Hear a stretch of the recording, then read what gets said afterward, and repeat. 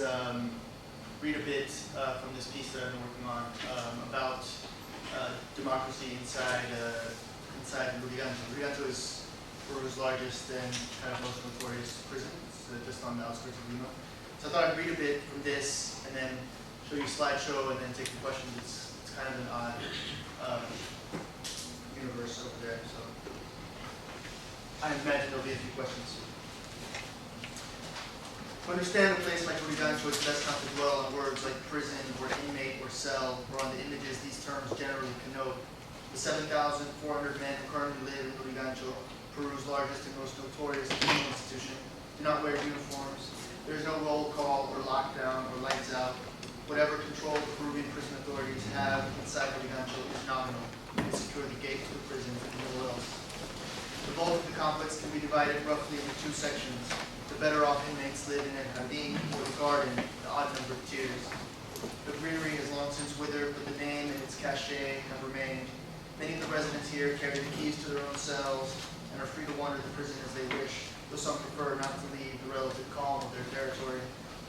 The other side of Lurigancho is known as La Pampa, or the plain, the even-numbered tiers, home to thousands of accused murderers and petty thieves, more than 70% of whom are still awaiting trial.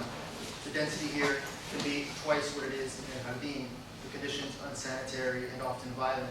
Lurigancho itself is only a few miles from the center of Lima, Peru's capital and its largest city, and its connection to the city is unique.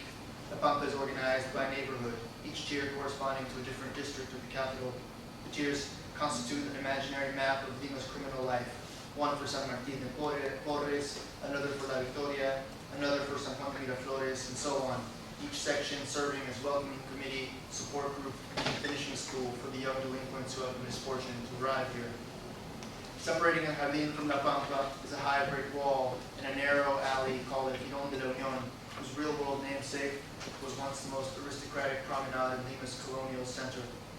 The prison version is an open-air market where one can get a haircut, buy soap and batteries, razor blades and old t-shirts, drugs and popsicles.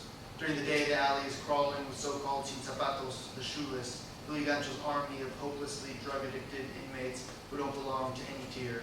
On any given night, 200 or 300 of these men have nowhere to sleep.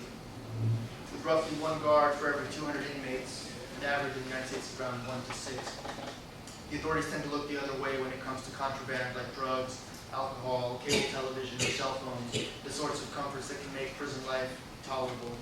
Drugs in particular help take the edge off overcrowding and keep an otherwise rested population in an acquiescent gaze. As one trafficker told me, it's the only way to control these beasts. He found it frightening to contemplate Lurigancho without its daily fix. 2 scant meals a day are provided, but everything else, from maintenance to discipline to recreation, is the responsibility of the men inside. Each tier is run by a boss, a ranking figure in the local underworld, whose power extends from his section of the prison back to the streets of the district he hails from. His authority within the tier is unquestioned. Tier 7 in El Jardín, which is reserved for international drug traffickers, is the exception. The nearly 400 inmates there have little interest in or connection to the hierarchies of Lima's dark streets. Here, there is democracy. So I want to explain a little bit. I'm not going to read the whole time. I want to explain a little bit about this.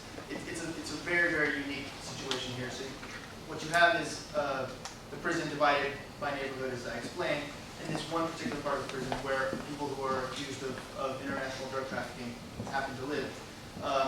And so what you're going to get there is people that are, many of whom are from the provinces, so they're not from Lima, they're from the jungle areas of the country and the coca-producing region of the country.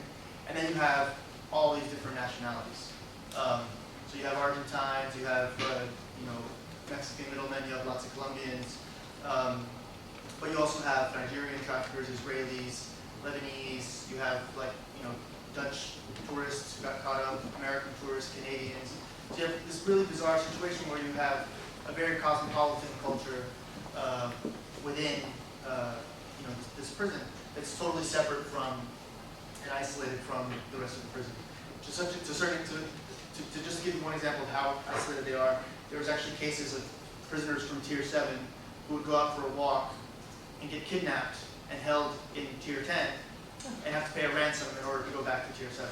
So it really is kind of like this gated community within prison where they control you know, who gets to live there, who doesn't get to live there, and they sort of are separate and above everyone else.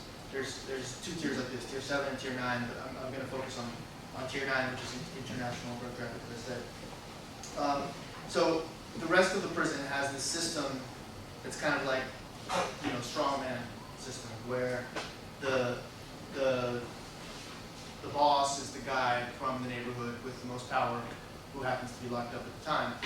Since tier 7 has no normal connection to criminal life in Lima, they've fashioned this ad hoc democracy out of the multiple nationalities and ethnic groups and languages and kind of tribes that happen to live there. So, so they have this weird democratic system where they actually have vote. They have an election with campaign. They have door-to-door, you know, campaigning, politicking. Like, you know, I saw, you know, the people running for this position going door to door, like cell to cell, you know, and you know, to kind of, you know, without the baby kissing, but like whatever you might see in the campaign here in the U.S. And propaganda up, you know, like ads. They have a debate, which I'll get to, and they have secret ballots. So it really is this kind of through the looking glass situation where you have inmate-generated democracy, which you know, is imperfect like all democracies, but basically in a context of a prison as violent and as overcrowded as Lurigancho, every time there's a vote cast, you can think of that as, you know, a punch not being thrown or a bullet not flying. I mean, this is a place where people die all the time. So I heard about this years ago, and I arranged to go visit and see an election. So a lot of what I'm going to talk about today is this particular election, which was held now in March of this year. So, so the men who won, their time is running out in a lot of ways.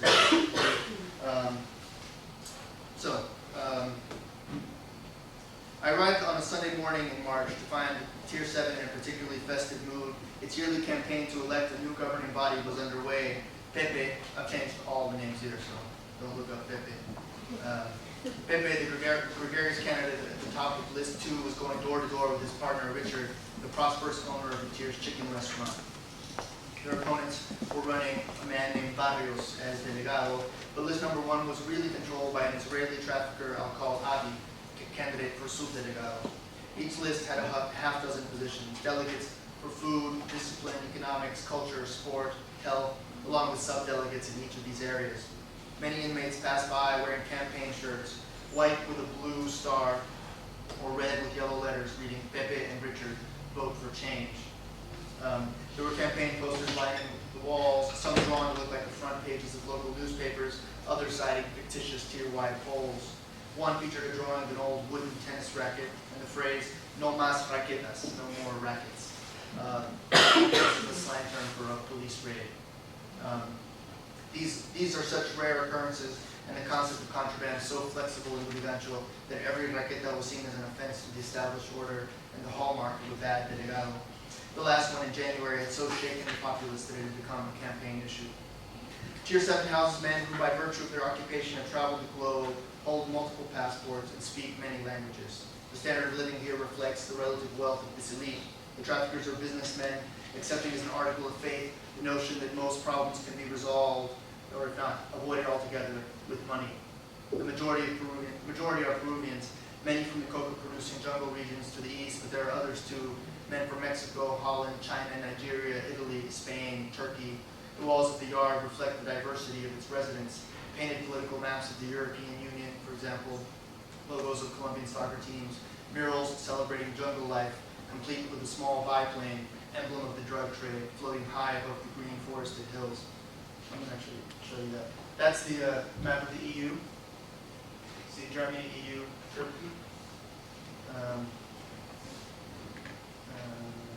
I'm going to come back to these photos. Colombia, same thing. That's another Colombian soccer club. Millonarios Unidos, America de Cali. This is the one I love. This is Juan Cortimo Maria. It's like dressed in typical dance of the area, and above the biplane, which is like you know, it's like putting it's like the drug trade's basic symbol, I guess, in the jungle. Pip and Richard had thrown a party the previous day, and multicolored flags emblazoned with the number 2 were still strung across the yard. A handful of shirtless men were breaking down the stage where a band from the neighboring tier had performed. Pip and Richard had even arranged for dancers from the outside to join the show, voluptuous women who had made quite an impression on the electorate. While the music played and the women danced, Pepe had gone table to table, shaking hands with his fellow inmates and their visiting families, asking for votes. This, after all, is how elections are won, whether in prison or out on the streets. The party had been, from all accounts, quite successful. After the party, Agi had released a new batch of hand-drawn campaign posters. They said, "Think, compañero, will you let them buy your vote in the party? No to spending, yes to investment, vote 1. Wow. I visited Lurigancho for the first time in 2008 to teach a creative writing class, and went all over the prison in a mostly unsuccessful attempt to recruit students. At the time, more than a quarter of Peru's incarcerated were housed in Lurigancho, and overcrowding had reached the crisis point. The prison, originally built for a couple thousand men, had become home to more than 12,000. Shanks were sold openly, as were crack pipes, ingeniously fashioned from bent scraps of metal.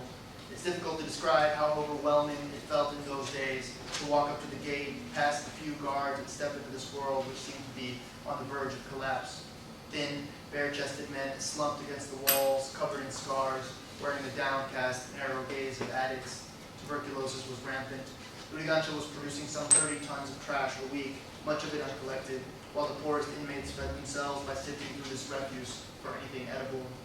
A gray scarf hung from an old radio tower, and it was the prison's unofficial flag, memento of the drug-addled inmate who'd escaped from the psychiatric clinic, climbed to the top, and hanged himself. So severe was the crowding that a few hundred homeless squatters had taken over an abandoned building to create an informal 21st tier, a desperate gesture which only underscored the appalling level of official neglect. In most prisons throughout the world, if inmates had access to construction tools, that is, hammers, concrete, bricks, shovels, spades, and the like, one imagines that they'd use them to plan an escape. Instead, when I visited Tier 21, I found the residents hard at work, building of their own accord a wall around their new home so they could have a safe place to walk around after dark. In July 2009, after a series of scandals, the government authorities declared Lurigancho closed to new inmates. Since then, the population has declined by nearly 40%, which is both a great relief and a serious problem. Lurigancho today is generally safer place to do time, but because much of the prison's economy depends on visitors, it's also much poorer. The harsh reality of imprisonment is that the longer you're away, the more likely it is that you'll be forgotten. As one man put it to me, that first year, even your dog and cat come to visit. After that, you're on your own. Fewer new inmates means fewer visitors, which in turn translates into tighter budgets for maintenance and security. Water often runs out, the overloaded electrical grid breaks down every few days, and vital repairs simply can't be paid for. The economic crisis has had repercussions even in Tier 7. With the exception of the very few wealthy inmates, all of Lurigancho's men, even the most drug addicted, must do some work to survive. There are painters, bricklayers, electricians, massage therapists, lawyers, doctors, and cooks inside. A fairly rigid class structure has emerged alongside the tier's democratic system. Some men live alone in relative luxury, while others share a cell, one paying rent to another, or both paying rent to a third. If they can't afford that, inmates make their home in El Gran Hermano, or the Big Brother, named after the Peruvian version of that global reality television franchise. There, some 35 men sleep on triple bunk beds beneath a leaky roof in conditions which have more in common with life in La Pampa. Poorer still are those living below in La Candelaria, a narrow, dirty crawl space behind the kitchen, less a living area than a drug den with cots. Many of these men are addicted to crack and are known colloquially as rufos, the skinny, unhealthy-looking bunch who hustle or steal to stay high. They are the cheap labor force of Tier 7, responsible for much of the housekeeping and maintenance. A third of these men are not officially classified to live here, but have been accepted on a conditional basis as residents. They clean the cells of the money inmates, work in the Tier's many restaurants, and sweep the yard every evening. If a Rufo's drug use gets out of control, if he steals or starts fights, he risks expulsion. even with good behavior, he doesn't have the full privileges of citizenship. That is, he can't vote. And on Wednesdays and Saturdays, these are family days. A Rufo who has not showered and shaved is not permitted in the tier, so as not to frighten the women and children. And while the well-off receive guests, the tiers, clean-shaven Rufos and its working class attend to the visitors' needs. They serve food and drink, ferry messages, carry packages from gate to the cell block. Some of the foreigners whose families are far away rent their cells out to poor inmates who have no private place for a conjugal visit. Money, the prison's lifeblood, shifts through Lurigancho, which is why, though crowding was down and the prison more livable, no one was really celebrating. For both campaigns, the dire economic situation would be the election's most pressing issue. So I met up with a guy named Murat. Murat is a Turkish Kurd who was caught doing some. He was doing one hustle and got caught for something else and was, according to him, framed for drug trafficking. He was going to spend 15 years in Lurigancho. He was the rare. He'd learned Spanish. He'd arrived with knowing very little Spanish, and he'd actually learned enough Spanish to run as economic delegate. His previous hustle had been hitting up casinos, so he was uniquely qualified to manage money. And I went to go talk to Murat, and he was sort of showing me around. And we went to go talk to Avi, who was running against him. Avi is kind of the brains behind the other list. So you've got two lists. You've got Pepe and Richard, who are the Peruvians, and you've got Avi, the Israeli, who's got his Peruvian figurehead, this guy named Barrios. And while it might seem sort of like, well, why are you calling him a figurehead, Barrios? Barrios was a very hard guy to talk to, not very eloquent, as you'll see. And Avi had put all the money in the campaign to the point that their symbol was the Star of David, which was really bizarre to walk into this Peruvian prison and see all these guys wearing the Israeli flag on their shirt and the Israeli flag above the doors of certain cells. What I'm trying to get across in this first section is sort of how strict the hierarchy is, how rigid it all is. So you have these kind of gentleman traffickers who are dudes with money, many of whom continue to do to work in the industry that landed them in prison and continue to have income. And then you have the other group. So those guys usually have their own cells. They might have cable television. They have multiple cell phones, and they are totally in touch with the outside world. Their families come visit. They receive, they receive visitors on Wednesdays, Saturdays, and Sundays. And then you have people who share cells, and then you have people who don't have anything. And a lot of those people aren't actually officially residents in Tier 7. They're basically there as the labor force, and they get to do all the dirty work that has to be done. So I went to go see Avi, and Avi's kind of representative of this kind of gentleman trafficker kind of guy. Avi has his big worry in life is staying connected to the outside, and he would make jokes about like, oh, you're going back to the United States, I've got this little package I need you to take me, just to sort of get a rise out of me and see how I would respond. He still had like 11 more years to go in prison, but he seemed to have adapted really well. And it's true that if you've got money and access, Lurigancho is a perfect place to do time, because you can continue to work, you can have conjugal visits, and as long as you're living in 7, it's pretty safe. But when you go outside 7, it's anything can happen. And so it was an interesting contrast, because Murat, the Kurdish guy, he'd lived all over the prison and learned Spanish and sort of had been among the people. And Avi had come right into 7 and had been living there and doing his business, and now wanted to get in power, sort of with Barrios as his front.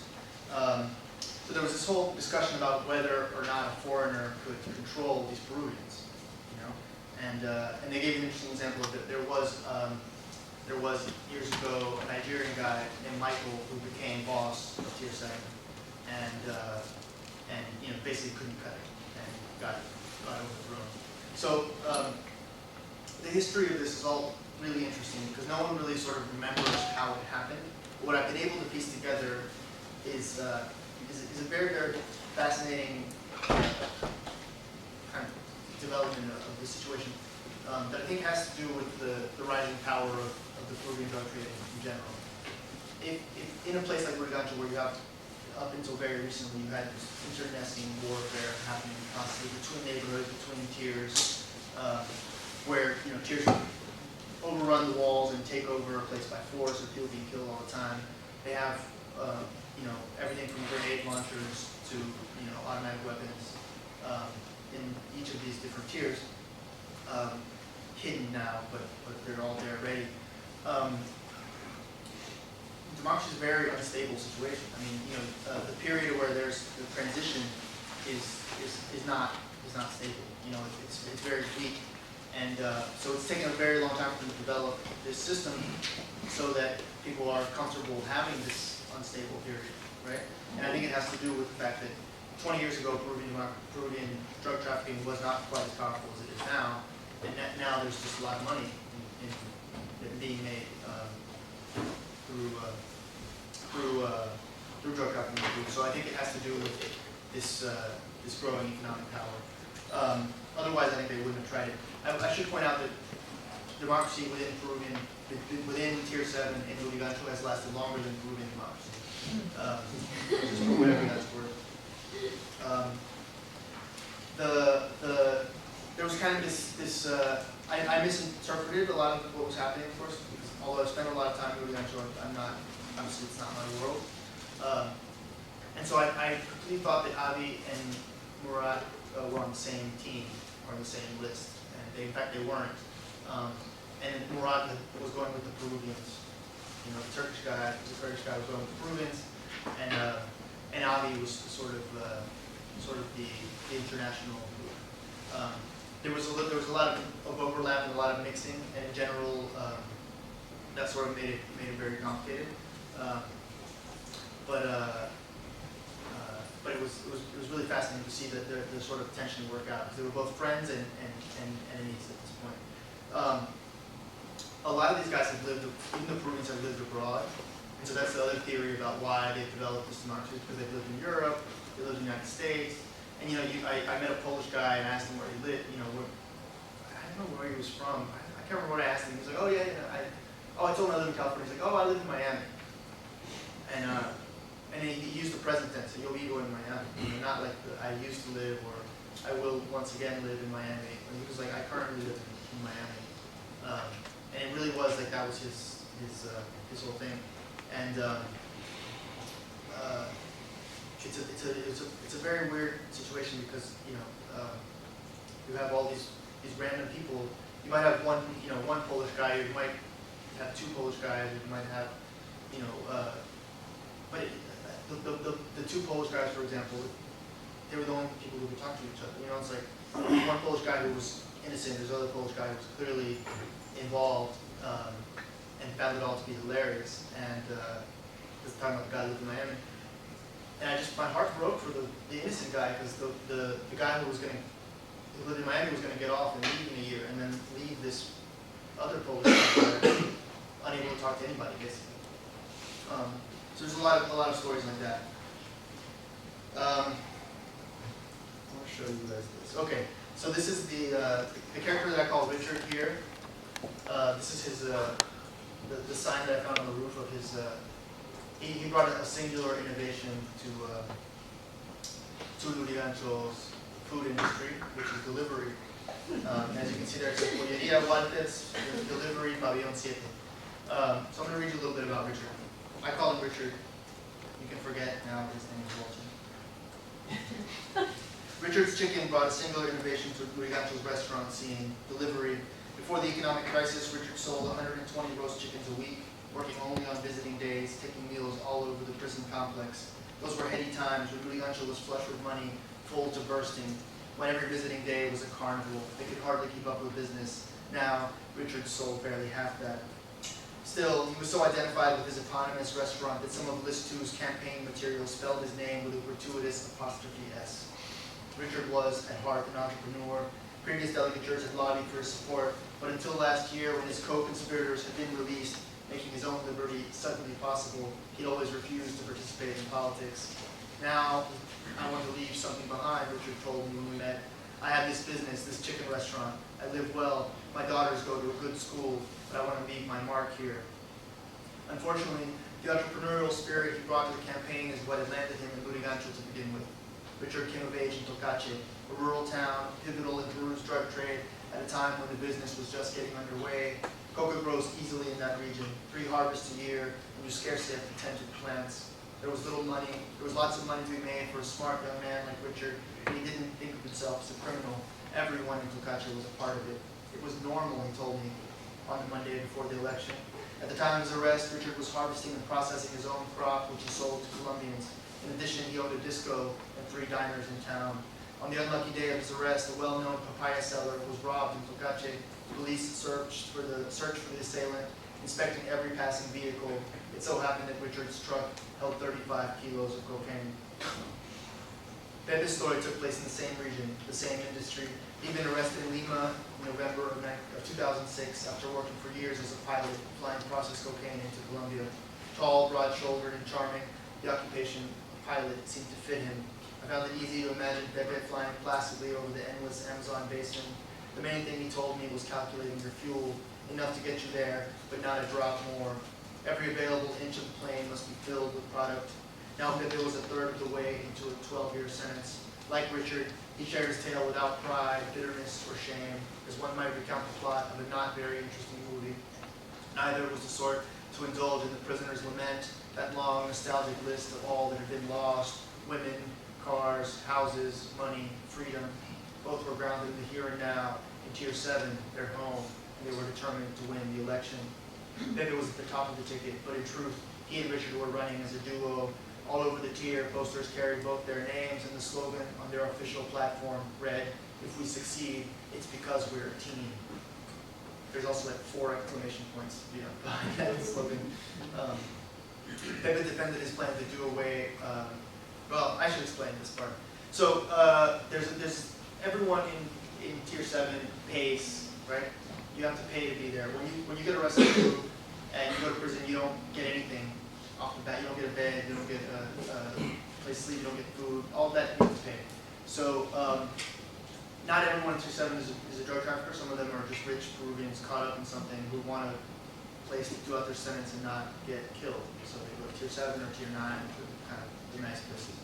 And everyone has to pay. The only people who don't pay traditionally is people who've been there for longer than 7 years. It's sort of like a way of respecting the veterans, right?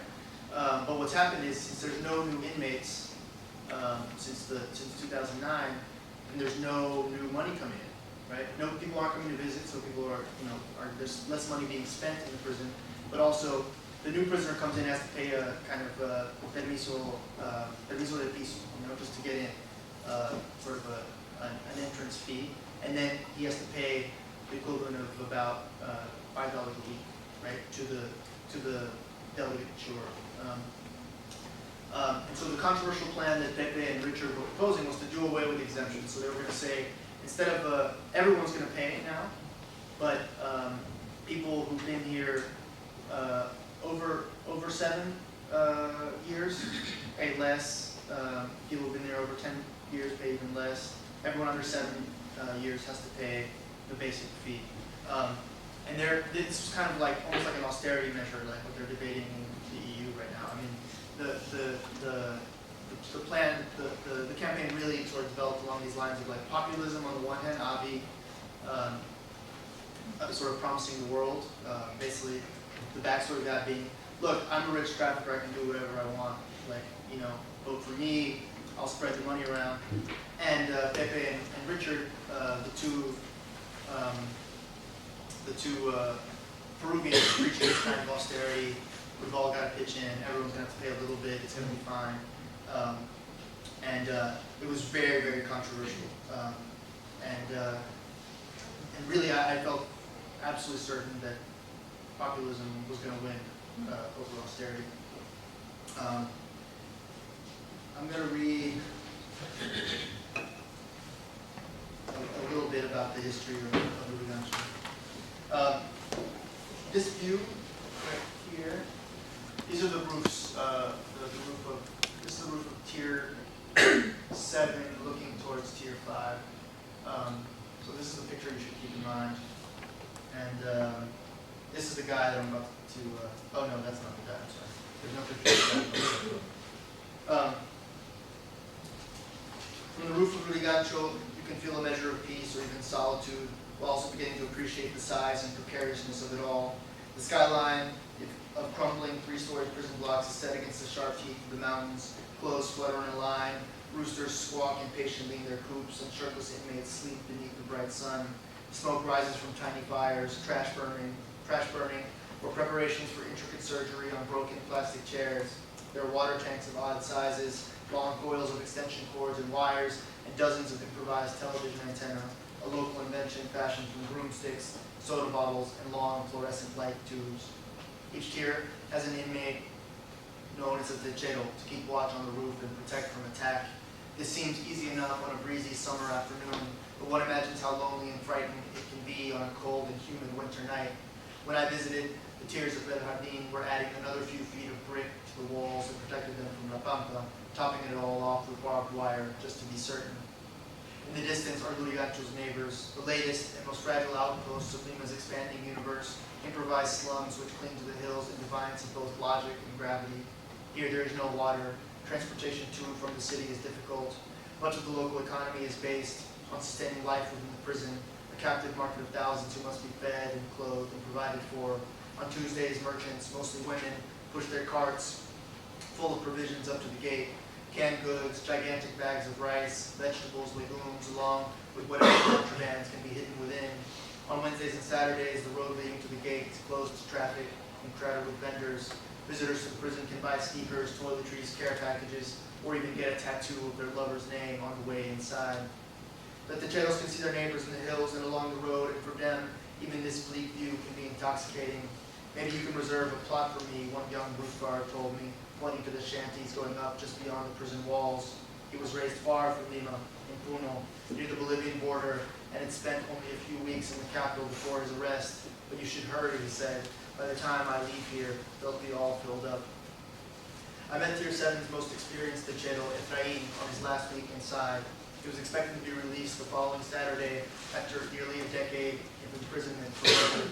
We talked about the election, but he wasn't that interested. After all, his real life, or something resembling it, was set to begin in a matter of days. His wife had run off with another man, and now she and her new lover had both fled the country in anticipation of Efrain's release. They knew exactly what he was capable of. Efrain did as well, and he was anxious. I pray to God I don't run into her, he told me. His broad, square face bore an expression of anguish. If I come back one more time, I'll die here. Now 43, Efrain first arrived in Lurigancho in 1985 during what one inmate called the time of the knife. Lurigancho in those days was overcrowded, destitute, and in a constant state of warfare. Gangs representing different districts of Lima fought for control of the prison, and shootouts were common between thugs from enemy districts or between inmates who formed common cause against the army. To this day, there's an impressive arsenal hidden within Lurigancho, guns, rifles, even grenades. But back then, these weapons were part of daily life. At mealtime, each tier sent men with shanks and machetes to escort the ration from the kitchen to the door of the block. The techeros fulfilled their duties armed with handguns, and bodies were collected nearly every morning from the Giron de la Union. Gangs from La Pampa would sometimes kidnap men from Bernardin and hold them hostage until a ransom could be arranged. Efrain remembers a weak Tier 7, home to a handful of unlucky provincial drug traffickers stranded in Lima, men who had no choice but to invite a local criminal to lead the tier and protect them. Efrain was originally from La Pampa, and he has watched Tier 7's fortunes rise from afar. 9 years ago, at the start of his most recent incarceration, he settled in Tier 6. At the time, it was controlled by a criminal syndicate from a district of Lima called San Martin de Porres. Efrain wasn't there too long before he was accused of trying to overthrow the boss. He was tossed out with nowhere to go. He was homeless for a while. The only tier in Lurigancho that would take him in was Tier 7. A man of his reputation and experience could provide useful protection. What Efrain discovered at 7 was a different way of life. I couldn't get used to it at first. The people were too relaxed, and I come from a very violent world. He fought constantly, was expelled more than once, but over time he began to understand the culture of his new surroundings. In La Pampa, Efrain explained, calm is maintained through violence or the threat of it. In Tier 7, they don't attack you. They're peaceful. People here are more educated. I had to learn to carry myself. The proof that he learned was his position as techero. Even now, there's perhaps no job as sensitive or as important to the security of the tier. The entire population has placed its trust in you. While they sleep, you are their eyes and their ears. If there's trouble, you must be the first to sound the warning. That Efrain, a refugee from La Pampa, would be entrusted with this position was a testament to his integration into the culture of the tier. He was justifiably proud of himself. He found a home. Meanwhile, life in La Pampa has remained as violent and difficult. In November of last year, a man was shot to death in Tier 12, only 3 days after his arrival. In early February, a fight between rival gangs in Tier 20 left one dead of a gunshot wound, along with 7 injured. Shortly afterward, the longtime boss of Tier 10 was overthrown in a coup. And one afternoon in March, the former head of discipline from Efrain's old tier was beaten nearly to death while dozens watched. It was the day before his release. So, I think I'm just going to tell you this part because I find it so funny. This was really what I wanted to see more than anything was something called the ballots. The way the Tier 7 is set up is these 3 stories, and there's a kind of an open atrium and these balconies along the sides, right?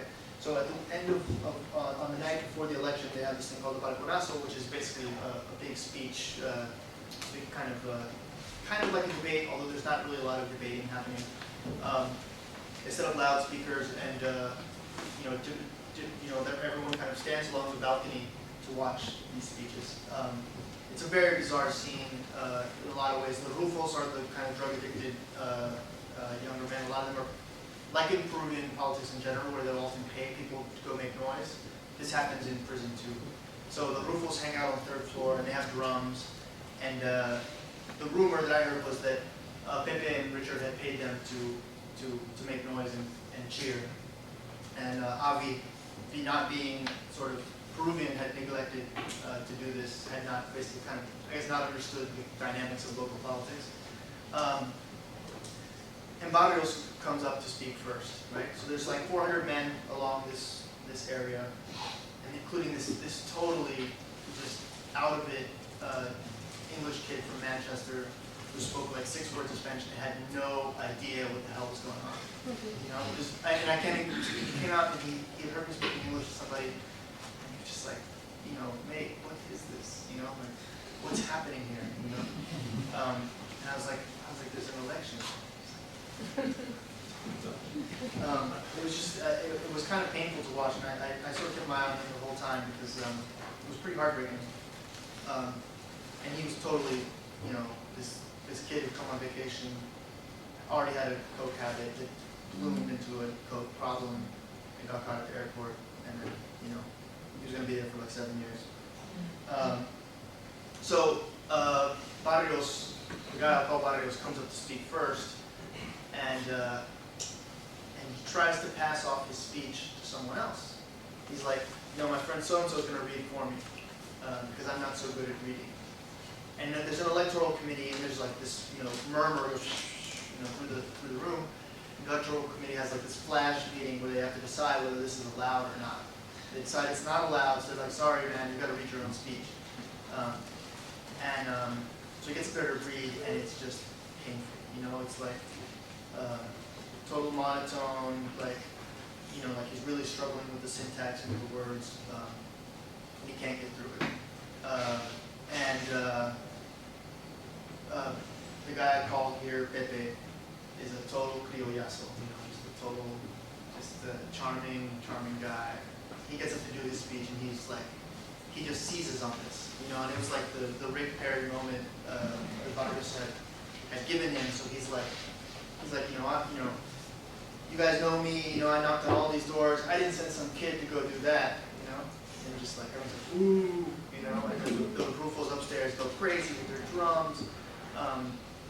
And then he very astutely gave me a shout out because there's like a foreigner, random person walking around the tier for 10 days.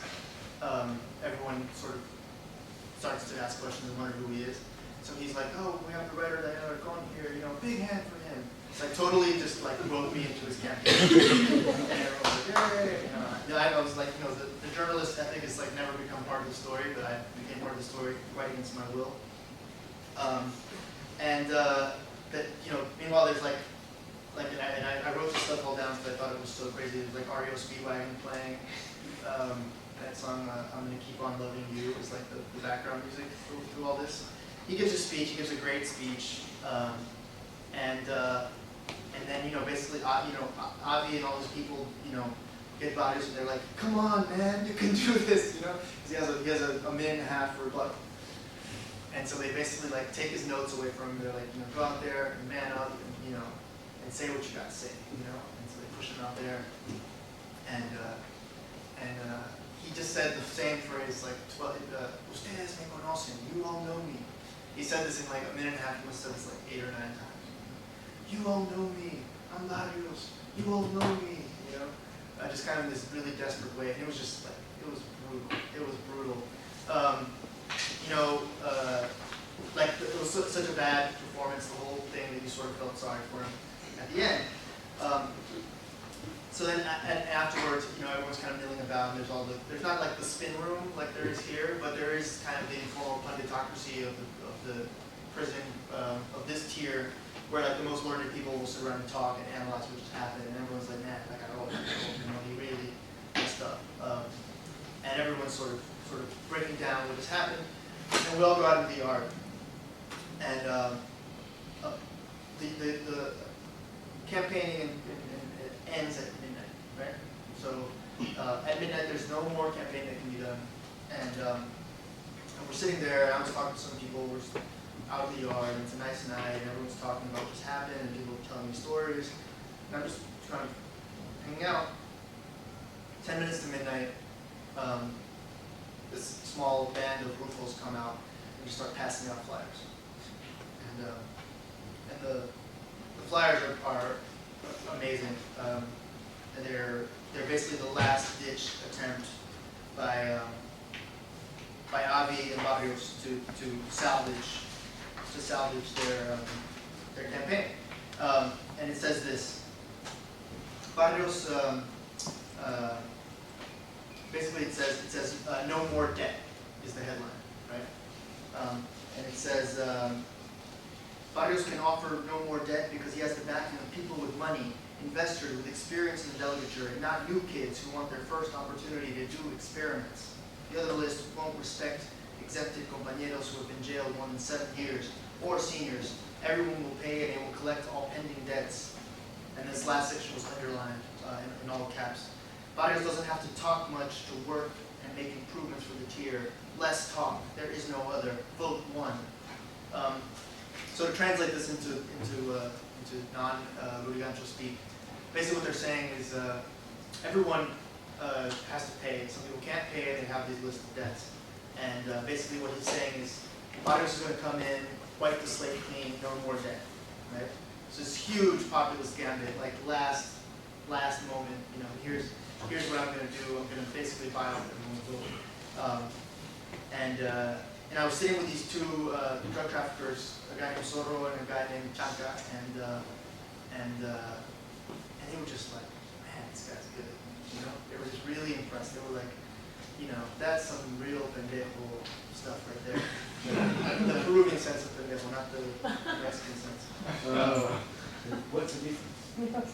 Pendejo in Peru is like sly, tricky, clever. Pendejo in Mexican is like lazy.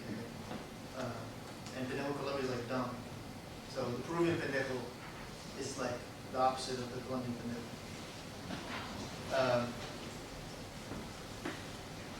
So the next day was the vote, and I gotta say, like all votes, all elections, is totally inspiring. To see people lining up to cast their vote. It's great. It's like this iconic image we always see in these elections in hard places where people lining up to do their duty, and you kind of can't help but be taken by the image. They set up the voting was held here in the No Patria con Zapatos. This is the kind of the equivalent of the gymnasium of the prison block.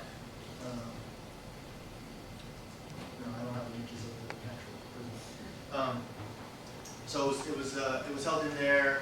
They had a secret ballot. They had a 3-man electoral committee, 2 observers, 1 from each campaign, and you know, you had to go in and mark your name off the list, and then go in and vote in this voting booth that they set up with a curtain behind one of the weight machines.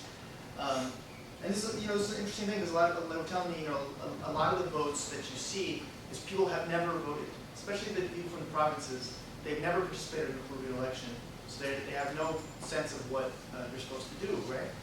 And it's kind of this tragedy where you have, you know, this completely disenfranchised group of people, this completely disenfranchised region, you know, in these faraway places where people, even though voting is mandatory in Peru, the state doesn't really exist in these little towns, and so people have very little access to the state and to, you know, electoral democracy is certainly a luxury.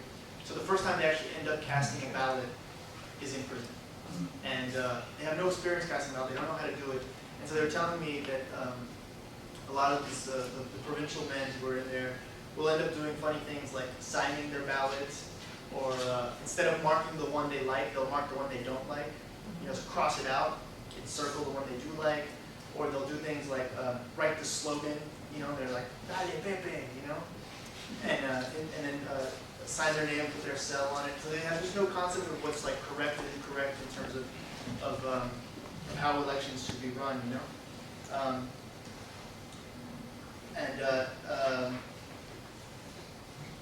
so let me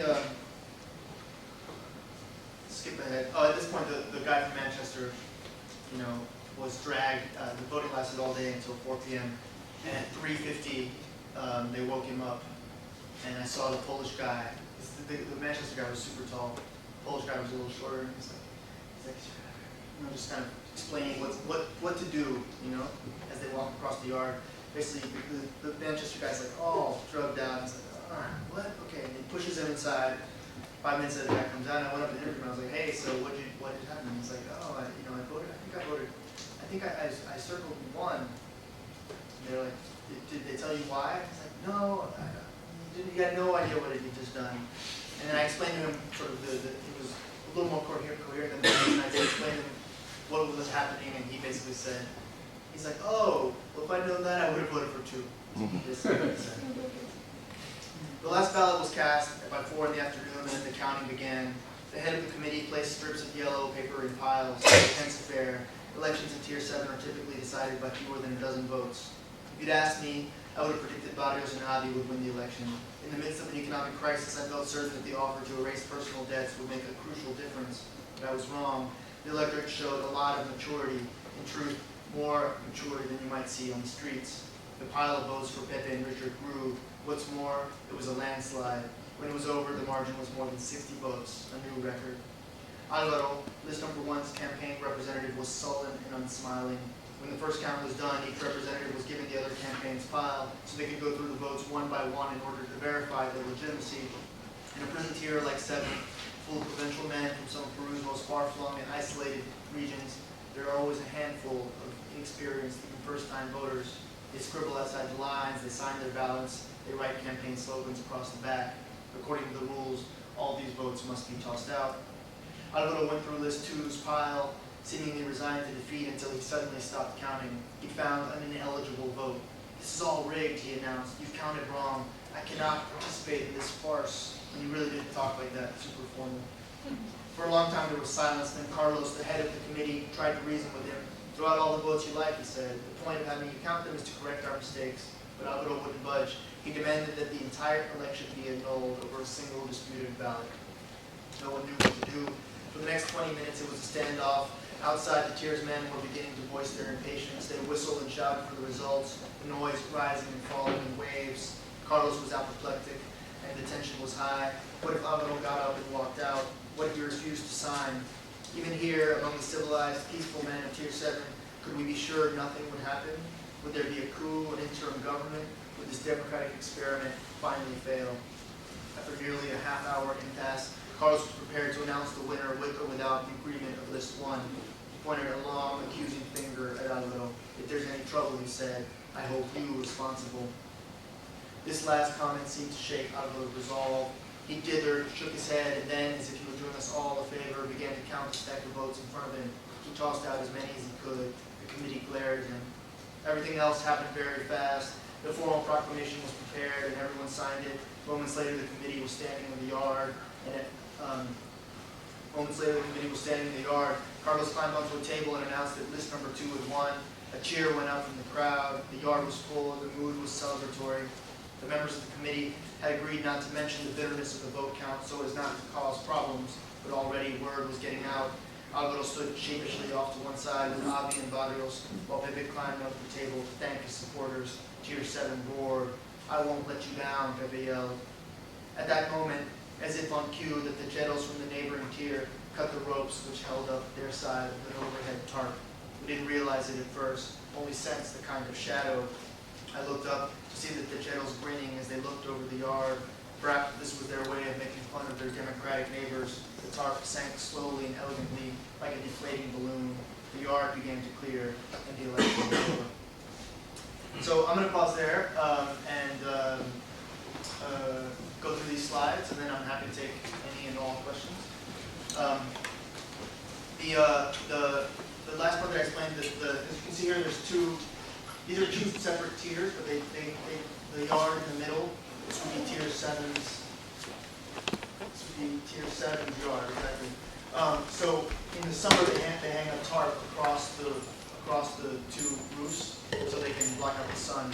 So at this last scene I just described, basically what happened was tier 5 decided to poke fun at tier 7, and so they cut their end of the tarps right when the election winner was announced, so that the tarp just sank like that on them. So it was kind of like just a practical joke. This is me looking. That's tier 5. I'm not sure what those men are doing. This is the yard. This is the Colombian prisoner paid to have this lunch. So this is right after the election. They were some of the new delegates in celebration were having new murals painted. So they were kind of sanding this stuff down. This is looking towards the other end. In that shadow is the gym, the kind of weight room where the voting happened. And what you can't see here, because none of these guys want to be in the picture, these are all, they have little businesses. So there'll be like a guy who sells candy, or a guy who sells cigarettes, or a guy who sells cell phone calls, or whatever. Minos, America. Nike, the swoosh is obviously not official. Zapato, this is what I showed you earlier, Wonderful. Again, Umbro is not an official sponsor of anything. These are actually one of my favorite things about Lurigancho is these kind of weird sculptures here. These are the antennas. And it's such an interesting concept of construction, this kind of inventiveness. So they have these 2, they lash together 2 broomsticks, and they stuff a plastic 2-liter bottle on top. Then they cut a hole in it and put this blown out light bulb, jam it through, and then they take an aluminum can, cut it in half, and split it into these stars. So those are at the ends, and they have the wire that wraps around and goes to each end, and they're all over the roofs of all of these tiers. And I actually was talking to a former head of the INPE, which is the sort of Peruvian prison authority. And he was saying, it's just so ugly. It makes it look more chaotic than it actually is. That he was basically in favor of putting a giant satellite on every tier just to get rid of this visual clutter. He said it was just too problematic. And you can see they're jammed in these buckets full of bricks and rocks and stuff, so they don't fall over. Let's talk about that. This is a close-up of the thing I just described.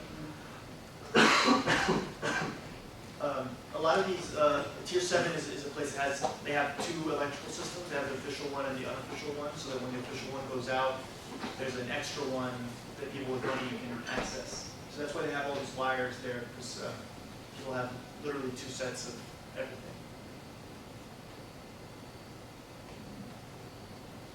So these guys that I'm standing with is the kind of electoral committee. The guys in the little vests are they're kind of the workers of Tier 7, so they carry stuff back from the gate to the door of the prison. They would not necessarily be officially living in Tier 7, but they're allowed to be residents, so they're not citizens, they're residents. And they're basically hired to live there because of their labor. The guy that I have my left arm around was the boss of Tier 5 until he was overthrown recently. And the guy on my right was the outgoing boss of Tier 7. He did not run for re-election. This is the jail that I was talking about, not the killer. He clearly does not look like a killer. This guy is the one who was lamenting that by the time he got out of prison, the hills were all going to be full of houses. Close up with the map. That's me in the jail. That's me in Papicha. I love this photo because, especially Tier 5, they have a lot of kids come visit. They painted Barney. They painted all this stuff for the kids, which is just amazing, because all these. And on a family day, it really is a family, like a carnivalesque situation, and they try to make it as friendly as possible for the kids, so the kids don't realize they're in prison. So I mentioned this very briefly in the piece, the surgery that they do on these plastic chairs. When a chair breaks, they don't throw it away. They bring it up here, and this guy, basically everyone in Lurigancho tries to have a job, and this guy's job is, he's an expert surgeon on these chairs. So he takes little pieces he heats up the plastic and he creates these like parches on the plastic, and then actually has developed a system for sewing plastic with these really powerful, very hot needles. So here he was showing me how he does it. That's me overlooking the yard. So this is one of Lucas, the guy, the outgoing guy. You see how the wall is all jacked up there? That was one of his downfalls. That's basically the reason why he didn't run for re-election, because he proposed this repair and it went terribly, and the walls looked all messed up. And so it was, basically, if you build a bridge and the bridge falls down, then you're not a good candidate anymore. So this was his big public works job, and it was a total failure. It's me at sunset. The yard again. Yeah. So there's my slideshow, and I'm happy to take the Yes. Is there a comparable women's prison? Yeah, in Peru? there's Santa Monica. Yeah. Chorrillos, which is on the other edge of Lima, on the southern edge of Lima. It's not quite. It's nothing like this. Okay. It's much less crowded. It's a much more civilized place. It's not. There's no equivalent to this anywhere. Yes, back there.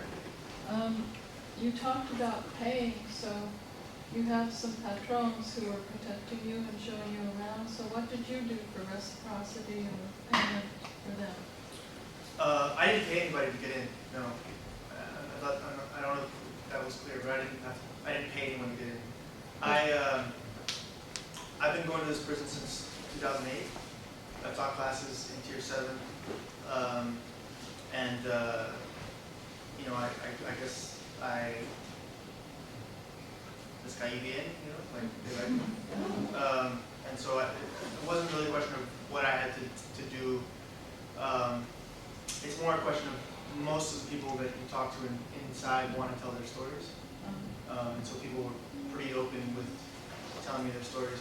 The other thing is that, in spite of the sordidness and the kind of lurid quality of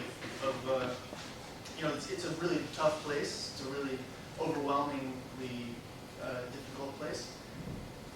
I think the people that I talked to were very excited to be telling a different story, which is about this inmate-generated democracy, which is, I think, something that most people that I've talked to who are experts in incarceration in Latin America have never heard of. and I'm a huge fan of it. I mean, I think it's an amazing thing that in this very violent, overcrowded, messed up place, the inmates themselves have created their own system of governance that is not nonviolent. It's nonviolent, you know. I mean, it's amazing. So that was my angle, and so they were sort of happy to have me tell that story, as opposed to any number of other stories that I could tell that are much more sort of in line with the hysterical press that you often get about. So did they give you a goodbye party, or? They give me a goodbye party? No, they didn't give me a goodbye party. No. Yes. Here. You said you taught there? Yes. What do you teach? What kind of students are you? I taught creative writing in 2009. Basically, just you know, it's a hard place to get students. It's hard, you know, it's a hard place to get people to come consistently to classes. So it was a very, very loose class where I'd bring in very short texts and we would read them and discuss them and do in-class writing. And then the few students who consistently showed up the next week, you know, would bring in writing that I would correct and send back, and we would talk about it and do readings in class and stuff. A very odd thing happened that time because one of my students wrote a piece where he switched from present to past tense, and I just made a comment in the discussion that I thought that this was a really creative, you know, use of you know, sort of gave the text more immediacy in places. And so I was just making basically a statement like that. And there were these two older drug traffickers who just suddenly became sticklers for grammar and what is correct. And we're like, no, that's against the rules. That's against the rules. You can't do that. And the irony of these guys who've broken every rule that you could possibly break, suddenly sort of being the arbiters of what is, you know, correct narrative, was just one of these shocking little moments. Yes, sir. Really fascinating talk, Daniel.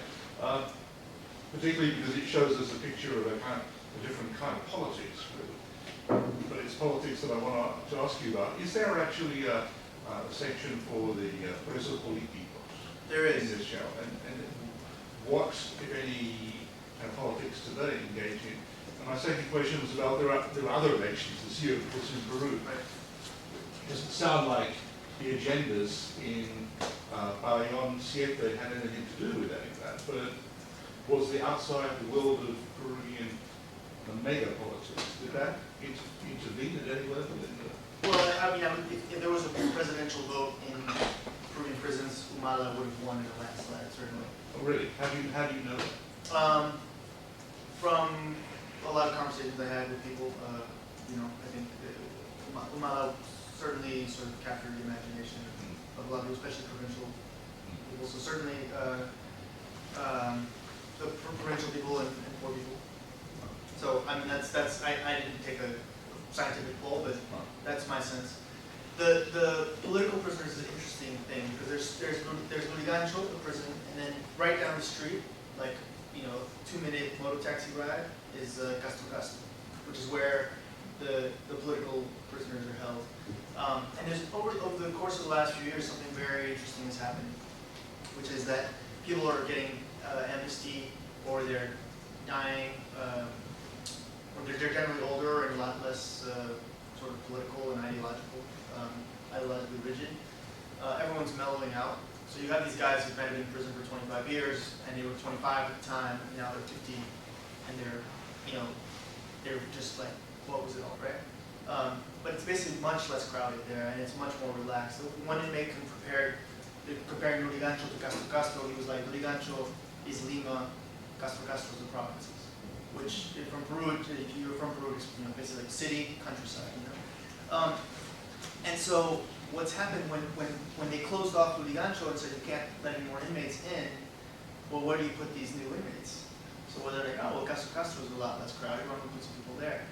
And so you have these older, you know, political prisoners, many of whom went to college, you know, got radicalized at the university, and, you know, spent a lot of time, and they're sort of like mellow now, and they like take Italian classes and like read a lot, and talk politics, and then suddenly they're being placed next to these, you know, really rough, thugged out young men, you know, with drug problems and violent proclivities. And it's basically the INPE saying, oh, you guys want, you guys fought the People's War? Well, here you go. Here's the people. And these mellowed out former Sendero people are horrified. They don't want to hang out with the riffraff anymore, So there's this interesting and bizarre tension between the older political prisoners who now have to share a social space with, the lowest of the low, the most hard-bitten and hard young men from this, failed social experiment, these 18, 19-year-old, 20-year-old drug-addicted, violent thieves and murderers, and it's creating a huge amount of tension, and really does sort of call into question a lot of, how much do you really believe your ideology about, the people, So it's an interesting tension. That's not happening in Lurigancho. That's happening next door in Custom. Yes. Well, about the access to drugs in the prison, do the guards make money off of bringing stuff in, or what's the official view of this? Seems like very good. It's that's where there's no way that that much narcotics can enter the prison without everyone being informed. It's just there's no way. And I know for a fact that there's people making a lot of money, authorities making a lot of money off of certain hustles in there. Not just drugs, alcohol, to prostitution. Yes. So I'm curious about all the rules that you talk about, like electoral committees and 4 p.m. Maximum time to vote and the midnight campaigning. So I have two questions. Who started those and how are those being maintained? Is there like a manual or is this just verbal communication? Well, they every year they have the electoral committee. They elect an electoral committee who then gets together and meets and sets the rules. And the rules are posted. Hold on a second. The rules are posted.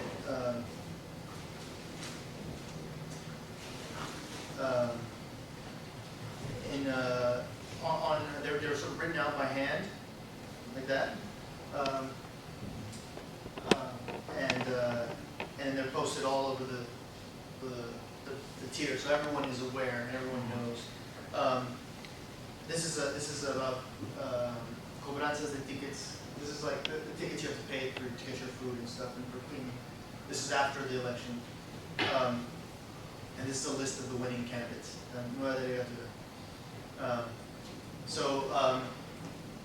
So it is kind of like something that is decided and then gets announced by everybody. Now there really is a ruling class in Tier 7, and the gentlemen traffickers are the ones who run the show, and they're the people who they sit and they complain about these poor Rufos. They're the ones who decide all the elections and they can hardly read and it's horrible and it's very much like what you might hear of wealthy people from San Isidro talking about poor people from Ayacucho who end up deciding elections in Peru. It's really interesting parallels, I'm like, oh, it's a shame that, these illiterate Rufos end up deciding the election, but, it's what we have to do. We have to pay them, we have to be populist, we have to do all these things. So that's totally how it functions there. But how did it develop? It's everyone has a very murky sort of memory of how things developed. It's not entirely clear. The person who's been there longest is Dr. Chonta, who was an organ trafficker. But everyone calls him Doctor. And he was a doctor. He's been there for like 22 years. And he was basically said that there was this always existed, a form of this always existed. But I think it's just basically become more stable. Yes? With this corruption, isn't it relatively easy for someone on Tier 7 to be able to buy themselves out, or they want to, or does this take place? By the time you get there, there are cases of that. There's cases of people who can leave for the weekend and come back if they buy the right person. mean, the people my friends inside, they basically said if you're ever arrested in Peru, like, you know, pay right away.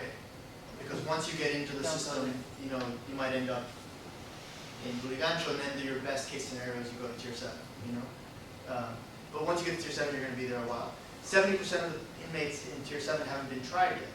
So we have not yet established their guilt or their innocence, right?